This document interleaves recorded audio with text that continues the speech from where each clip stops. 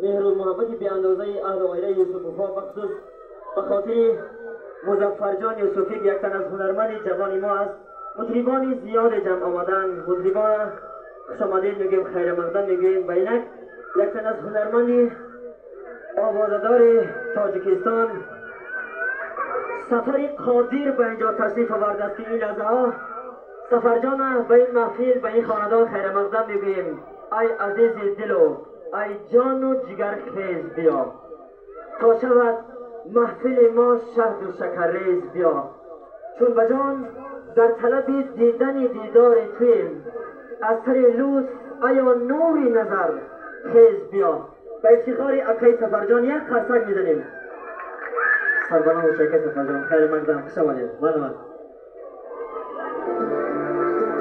هر کاری که میکنی میگو بسم الله، بعد از آن لا اله الا الله.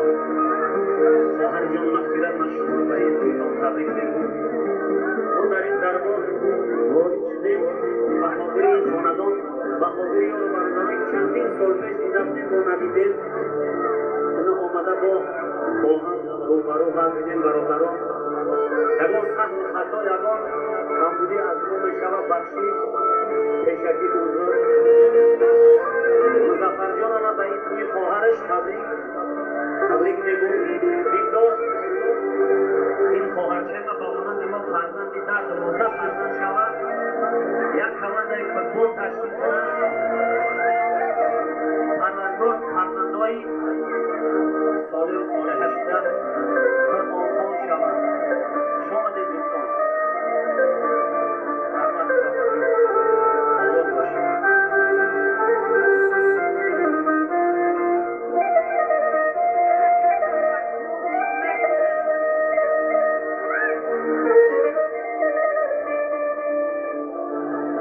من بنده پناهی، من بنده پناهی حضرتی اللهم.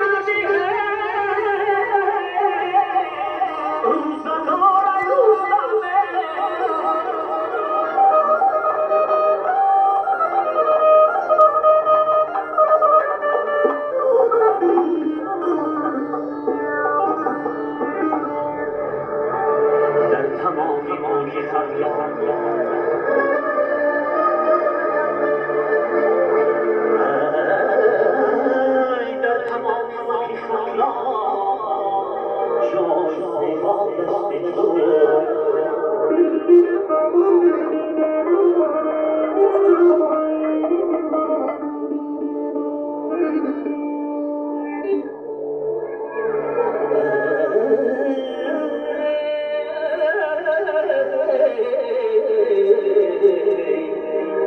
جای زیبا منظره جایی تماشا دشت تو